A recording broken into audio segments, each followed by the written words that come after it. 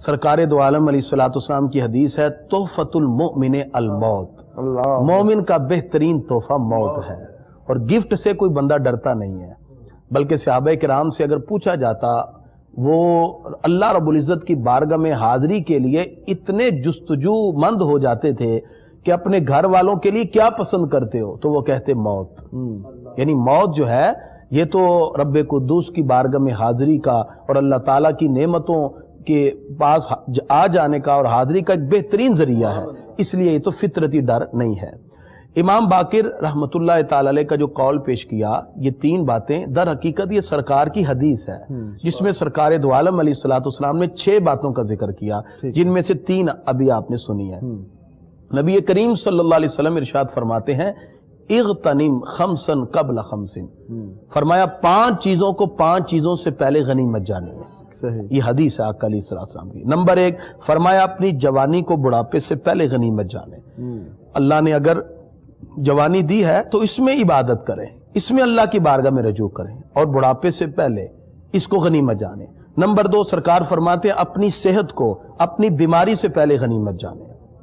Number 3 فرمایا اپنے مال کو، مالداری کو اپنی غریبی سے پہلے غنیمت جانے۔ اور نبی کریم صلی اللہ تعالی وسلم ارشاد فرماتے ہیں اپنی فراغت کو اپنی مشغولیت سے پہلے غنیمت جانے۔ اور 5ویں چیز فرمایا اپنی زندگی کو اپنی موت سے پہلے غنیمت جانے۔ اب جہاں پر یہ بات کرتے ہیں کہ غنیمت کیا جانے، آج کا شخص ہے اس دور میں رہتا ہے، وہ کیا سمجھے غنیمت کیا ہے؟